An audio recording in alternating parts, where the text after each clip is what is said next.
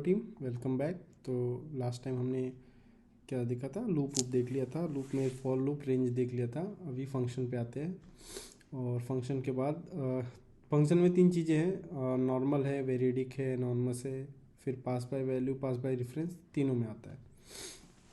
क्योंकि फिर वो समझ में आएगा आपको। पहले देखते हैं कि फंक्शन क्या है, फंक्शन मतलब होता है क्या है। ऐसे समझ लीजिए, जैसे आपने कोई आपको कोई कोड लिखना था, कोड में आपने कोई काम करना था कि जैसे आपको करना था किसी नंबर को डिवाइड करना था, ठीक है। तो जब आपको उस नंबर को डिवाइड करना था तो उसमें इम्पोर्टेंट ये था कि एक बार करना है कि बार बार करना है। जैसे आपको एक बार करना है तो आपने कोड लिख दिया भाई ए को बी से डिवाइड करने का। लेकिन अगर वही काम आपको बार बार करना है तो आपको बार बार ए से बी को डिवाइड करना पड़ेगा, बार बार लिखना पड़ेगा। तो भाई उसका ये हो गया सोल्यूशन कि एक काम करो, इसको एक अलग सेट बना दो। अलग सेट मतलब अलग ही इसकी कोडिंग कर दो। जितने बार डिवाइड करना पड़ेगा तितने बार उस फंक्शन को बुला लेना, वो कर देगा। चलिए देखते हैं कोड से। हाँ, तो लास्ट टाइम का कोड हमने पुश नहीं किया था, वो मैंने पुश कर दिया है। अभी हमको बनाना है नया चीज़ जिसमें हम लेंगे फंक्शंस।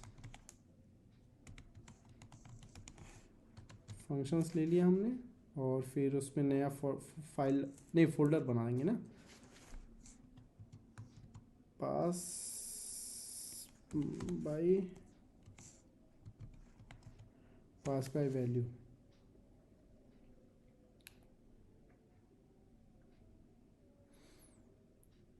पास बाय वैल्यू जब मैं लिया हूँ तो नॉर्मल के लिए लिया हूँ, ठीक है। और सिर्फ नॉर्मल समझेंगे, क्योंकि एक बार नॉर्मल समझ लेंगे तो फिर वेरिएडिक और वो सब एनॉनमस बहुत मामूली सी चीज़ें हैं, ठीक है।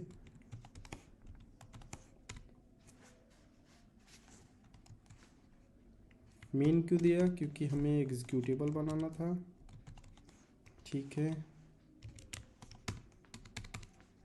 जैसे मैंने बोला कि इक्वल्स टू मैंने 5 ले लिया, बी इक्वल्स टू 6 ले लिया। अभी मुझे प्रिंटलन में A divide by B equals to comma A divide by B कर दिया, ठीक है। सी डी फंक्शंस प्रैक्टिस में है ना अपन, तो हमें प्रैक्टिस में नहीं लेना है क्या? प्रैक्टिस किधर है? चलिए देखते हैं मैं कहाँ पे हूँ। PWD present working directory, coding concept. Coding concept के अंदर प्रैक्टिस करके कोई फोल्डर बना है, क्यों बना है? अच्छा हाँ, किसी और काम के लिए मैंने बनाया था। गो SRC GitHub shall coding concept functions pass by value.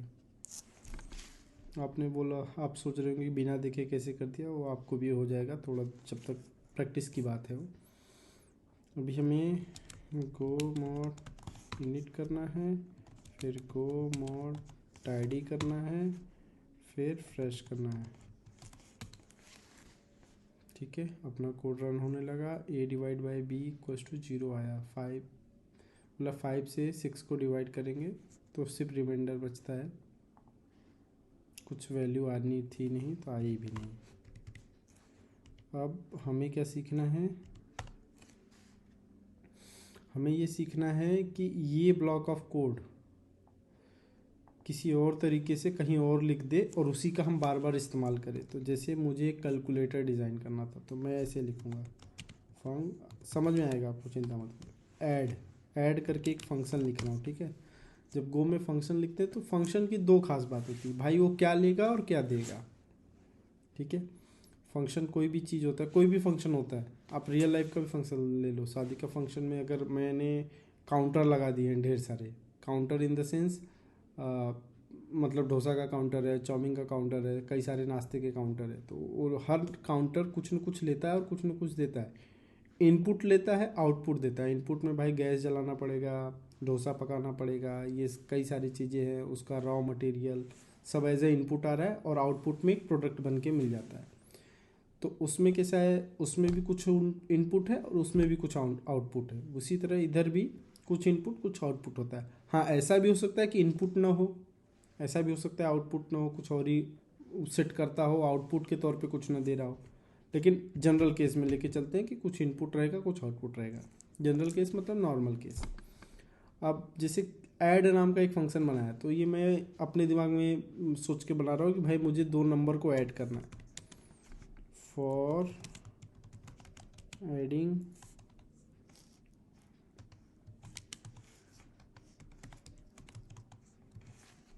Two numbers, 2 number को ऐड करना है। तो 2 नंबर को ऐड करना है तो दोनों नंबर को एज ए इनपुट लेना पड़ेगा। तो गो में इनपुट जब लेते हैं तो उसको इनपुट पैरामीटर बोलेंगे। तो ऐड के बाद जो स्मॉल ब्रैकेट खुला है इसके अंदर जो भी हमें इनपुट में लेना होता है हम उसका नाम लिख देते हैं, जैसे A, B, INT। अब ये जो वेरिएबल का नाम है वो कुछ भी रखूँ मैं, किसी को बंटी चंटी कुछ भी रखना है तो रखा जा सकता है, कोई दिक्कत की बात नहीं है। तो इनपुट पैरामीटर में नेमिंग में आपकी इच्छा अनुसार होता है। बस समस्या ये है कि कुछ भी मत रख देना, सच में आप रखो ऐसा कि ऐसा उसको बाद में अगर आप पढ़ो तो समझ में आए कि हाँ वो वेरिएबल क्यों लिया रखा था। और यहाँ पे हम लिखते हैं कि हमारा आउटपुट क्या जाएगा। हमारे आउटपुट में सिंगल आउटपुट है, सिर्फ इंटीजर, तो हमने सी पे एक इंटीजर रख दिया। फिर हमने क्या किया, 2 तरीके हैं। सी इक्वल्स टू मैं लिख दूँ A प्लस B। ए और बी मैंने इनपुट के तौर पे लिया था, मैंने लिख दिया। अब हमें रिटर्न भी करना पड़ेगा, रिटर्न स्टेटमेंट लिखना होता है सी का टाइप क्या है, इंटीजर, तो हमने इंटीजर रिटर्न कर दिया। ठीक है, ए प्लस बी अपना इनपुट लिया था, ये एक वेरिएबल बनाया उसमें करके कर दिया। अभी हमें ऐसे ही सब्ट्रैक्ट के लिए बनाना है, सब्ट्रैक्ट मतलब माइनस करने के लिए। फॉर एडिंग सब्ट्रैक्टिंग, इसमें लिख लूँ सब। अब दूसरा तरीका सीखते हैं। ऊपर वाले में हमने वेरिएबल के साथ किया था, यहाँ पे डायरेक्ट कर देंगे ए माइनस बी हमने डायरेक्ट कर दिया। अब इस वाले तरीके में और इस वाले तरीके में अंतर क्या है, यहाँ पे हमने एक वेरिएबल बनाया था सी, पहले रिजल्ट को उसमें स्टोर किया उसके बाद हमने रिटर्न किया। वेरेस यहाँ पे हमने डायरेक्ट ही रिटर्न कर दिया, वहीं पे रिटर्न स्टेटमेंट के सामने कैलकुलेशन करके रिटर्न कर दिया। तो इसमें उसमें अंतर क्या हो जाएगा, अगर आपको सोचने के लिए मैं बोलूँ तो आप बोलोगे कि हाँ उसमें एक एक्स्ट्रा स्पेस खा रहा हूँ ऐड, जिसकी ज़रूरत नहीं थी, इसमें वही स्पेस बचा लिया हूँ। ठीक है, दूसरी चीज़ मैं क्या बोलूँगा आपको, मैं ये बोलूँ, आपका आंसर तो सही है लेकिन मैं ये बोलूँगा कि ठीक है आपकी बात सही है, लेकिन इसका मतलब ये नहीं कि हर बार आप हमेशा ऐसा ही करोगे। जहाँ ज़रूरत पड़ेगी वहाँ पे ये भी करना पड़ेगा। ठीक है, चलिए देखते हैं, उसकी ज़रूरत लेके आते हैं ताकि समझ में आए। अभी मल्टीप्लाई कर लेते हैं।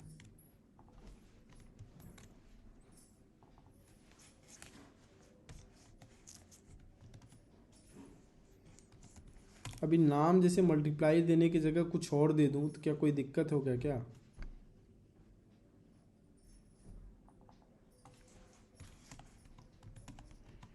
बिल्कुल नहीं होगा, लेकिन देने का मतलब यही है कि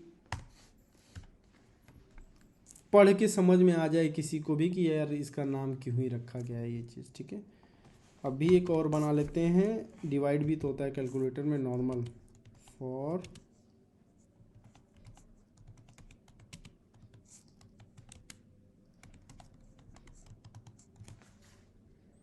दो नंबर को डिवाइड करने के लिए।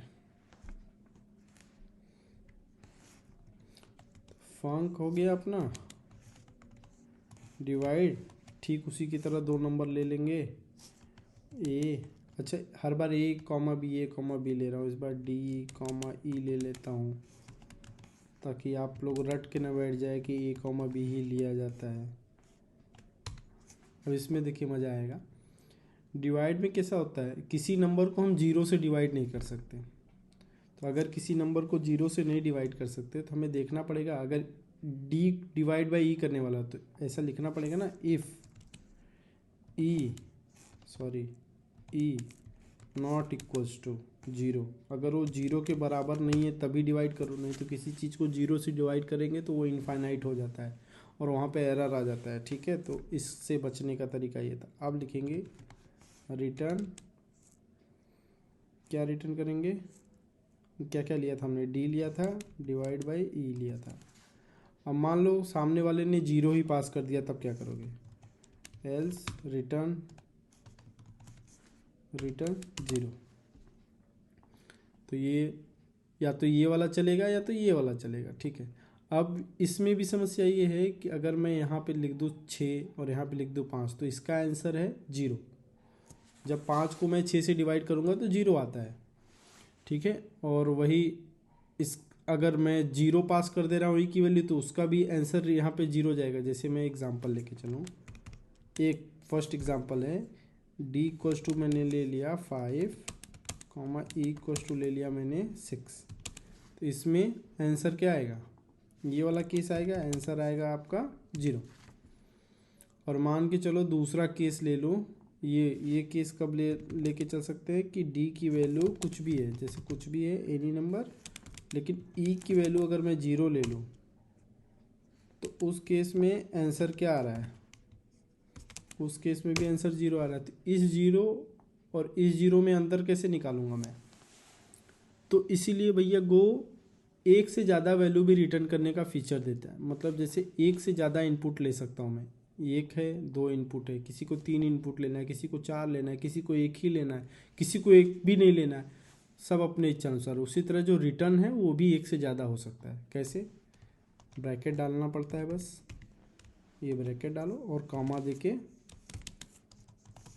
एरर करके एक वेरिएबल ले लिया मैंने, वेरिएबल टाइप है, मैंने बोल दिया कि भाई एरर टाइप ले लिया। अब यहाँ पे क्या करूँगा, कॉमा नील, नील मतलब कोई एरर नहीं आया, और यहाँ पे comma fmt dot error F, नया एरर बता देगा। यहाँ पे हम लिख देंगे कि ई की ई, तो उसको जो बंदा इस फंक्शन को कॉल कर रहा है उसको नहीं पता कि ई नाम के वेरिएबल के अंदर मैं अपना वैल्यू स्टोर कर रहा हूँ, उसको क्या लेना है। हम खाली ये लिख देंगे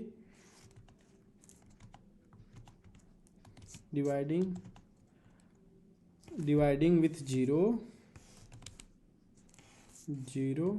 इज नॉट पॉसिबल, जीरो से डिवाइड पॉसिबल ही नहीं है, यही रिटर्न हो जाएगा। तो जब हम इस फंक्शन को कॉल करेंगे तो पहले हम चेक करेंगे क्या कोई एरर आया है क्या। अगर एरर आया है तो इसके मदद से हम ये अंतर समझ पाएंगे कि ये वाला जीरो और ये वाले जीरो में क्या अंतर है। ठीक है, अब इस फंक्शन को कॉल करके देखते हैं कैसे होता है। जैसे ए बी ले लिया मैंने, अब मैं ले लूँ ऐड ले लिया और यहाँ पे कॉल कर लेता हूँ ऐड नाम के फंक्शन को कॉल करने के लिए क्या करना था, बस ऐड वाले फंक्शन को कॉल करो। दिखा रहा है कि दो चीज़ें लेता है, ए और बी लेता है। तो इसका मतलब ये नहीं कि यही वाला ए और बी, इसका नाम अगर मैं एफ और इसका नाम मैं जी रख दूँ तो यहाँ पे मैं पास कर सकता हूँ एफ कॉमा जी। ठीक है, ये सही है। वो आपने इस फंक्शन में इस वेरिएबल का नाम एफ रखा है और यहाँ पे इस वेरिएबल का नाम ए है, तो इनका कोई रिश्ता नहीं है, कोई दूर दूर का रिश्ता नहीं। बस ये है कि ये फंक्शन जब भी कॉल होगा तो वो बोलेगा मुझे दो चीज़ दो, मैं वो अपने इच्छा अनुसार जहाँ मन करेगा वहाँ रखूँगा। उसने ए और बी नाम का वेरिएबल बनाया और उसमें रख लिया, और आपने जो दो वैल्यू पास की वो एफ और जी पास की। तो इसका मतलब ये है कि भाई एफ जी रहे, ए रहे, डी रहे, उससे नहीं लेना देना है। ठीक है, ठीक इसी तरह हम क्या करेंगे,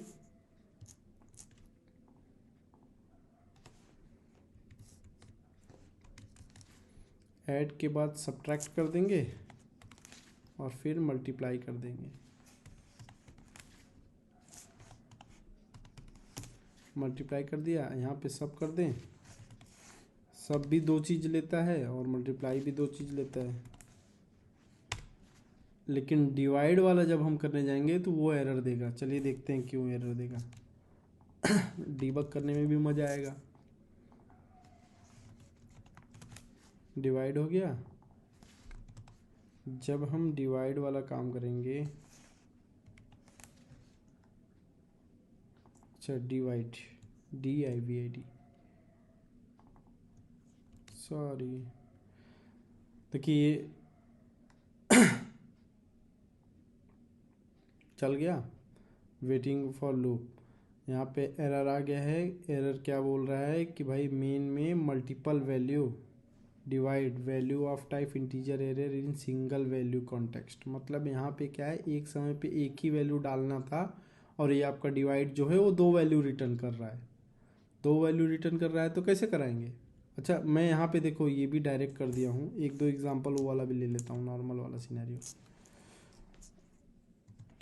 सम इक्वल्स टू जो, और यहाँ पे सम पास कर दो। अब इसमें अंतर समझ में आ रहा है आपको, इसमें और इसमें। ये देखो जो रिजल्ट आया था डायरेक्टली उसको प्रिंट स्टेटमेंट को पास कर दिया, उसने प्रिंट कर दिया। लेकिन ये वाले रिजल्ट का क्या किया मैंने, पहले उसको एक वेरिएबल में स्टोर किया, फिर उस वेरिएबल को पास किया। ठीक है, दोनों सिनेरियो में आपको अंतर समझ में आना चाहिए।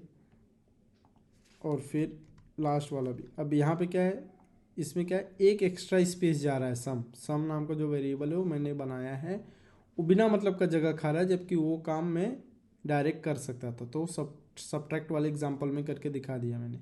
मल्टीप्लाई वाला अगर मैं देखूँ तो मल्टीप्लाई वाले में भाई FG, वो भी डायरेक्ट यही वाला एग्जांपल ले लिया। इसको भी मैं किसी वेरिएबल में कैप्चर कर सकता। अब डिवाइड वाले को भी मुझे क्या करना पड़ेगा, किसी न किसी वेरिएबल में कैप्चर करना पड़ेगा।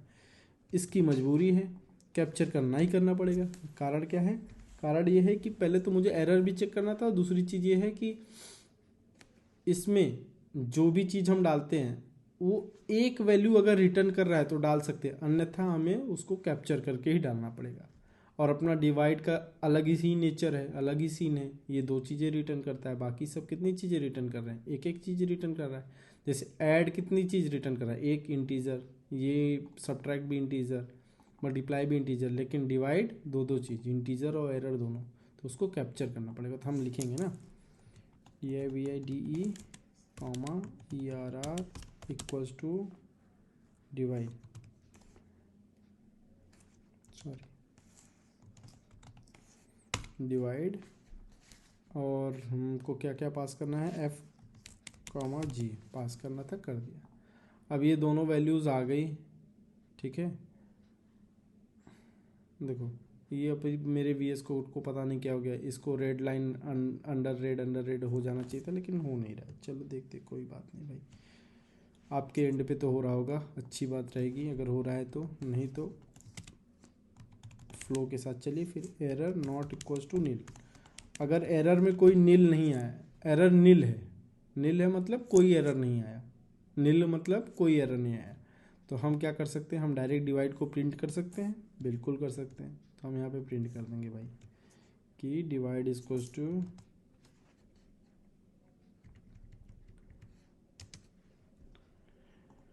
एल्स।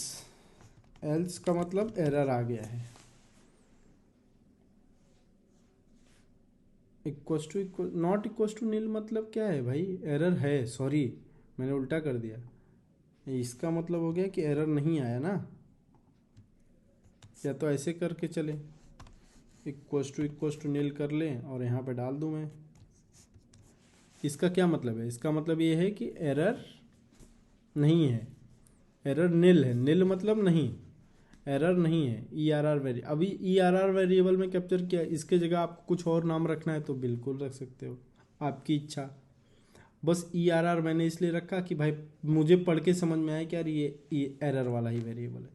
और भी कुछ एक चीज़ और बतानी है मुझे, तो उसके बाद फिर हम आपको समझाएंगे कि पास बाय वैल्यू कैसे हुआ। चलिए देखते हैं। अभी एरर वाला केस हैंडल करते हैं। लिख दे डिवाइड ही नहीं हुआ,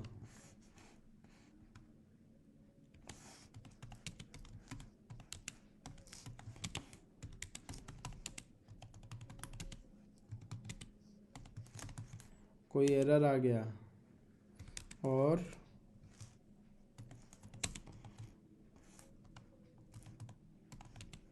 एरर की वैल्यू है कॉमा ERR कर दिया मैंने,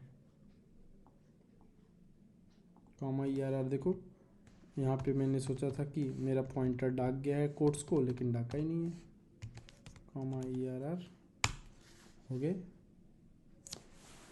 चलिए डिवाइड किया, 0 आया रिजल्ट, 0 प्रिंट हुआ, लेकिन अपना वो नहीं प्रिंट हुआ, क्या कहते हैं, एरर नहीं आया। लेकिन बजाय इसके अगर मैं यहाँ पे 0 पास कर दूँ तो अभी क्या बोलेगा, डिवाइड ही नहीं हुआ, कोई एरर आ गया, और एरर की वैल्यू है डिवाइड विद 0 नॉट पॉसिबल। वही जो हमने रिटर्न किया था वही रिटर्न आ गया। अब समझने वाली बात यह है कि जब इस पे हवर कर रहा हूँ, देखिए ये जो फंक्शन है डिवाइड, ये फंक्शन 2 पैरामीटर इनपुट में लेता है, वो हमने देख, 2 आउटपुट में देता है, वो भी हमें देख लिया। और इम्पॉर्टेंट ये भी है कि उसका पोजीशन इम्पॉर्टेंट है। पहले नंबर पे इंटीजर है तो पहला वाला इंटीजर है, दूसरे नंबर पे एरर है तो दूसरा वाला एरर है। अगर ये इस एरर का नाम मैं यहाँ रख दूँ और इसका नाम यहाँ रख दूँ तो उससे कोई फ़र्क नहीं पड़ने वाला है। तो एरर में आ जाएगा अपना रिजल्ट और डिवाइड के अंदर आ जाएगा एरर। ERR को एरर ही बोल देते हैं शॉर्ट में ERR को एरर ही लिखते हैं, और इंडस्ट्री में भी एरर ही लिखते हैं। मतलब ये एक किस्सा एकदम कि नेमिंग कन्वेंशन ही है, ऐसे मान के चलिए।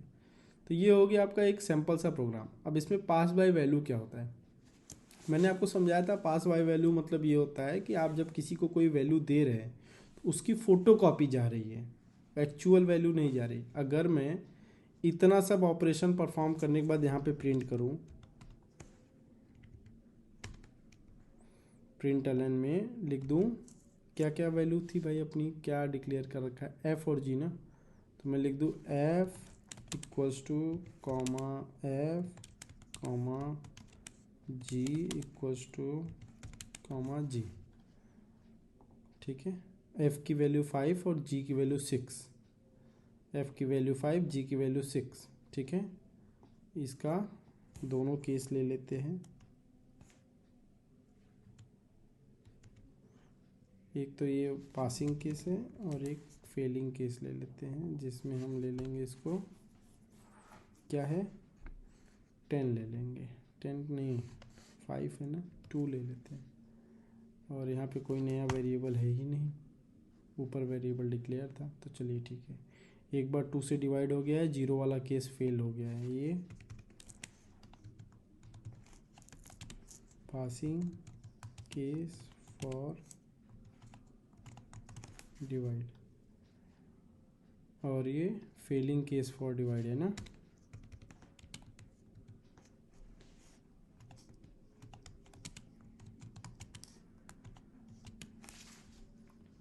Fehling case for divide,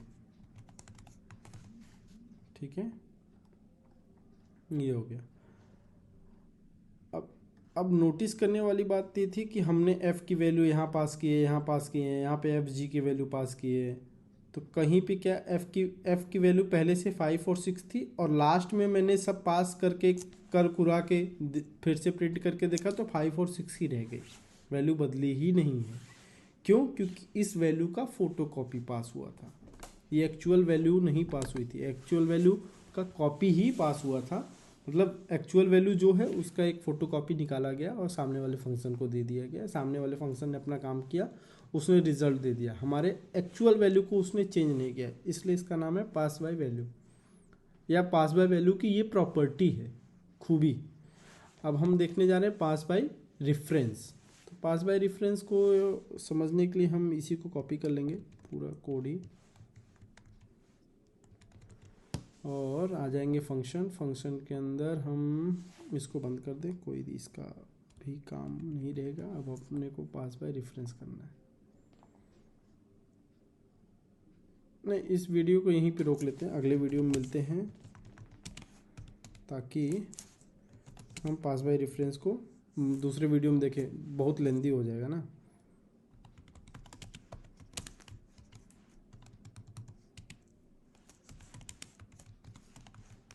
last का वीडियो मैंने कमिट नहीं किया था, होपफुली आपने कर दिया होगा। ये अभी नया वाला है, अच्छा कमिट किया, अभी सिर्फ पुश नहीं किया।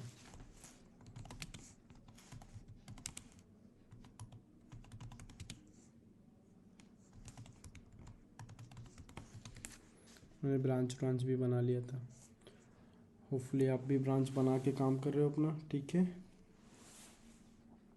फॉलो करके रखो। कंपेयर किया, क्रिएट पुल रिक्वेस्ट,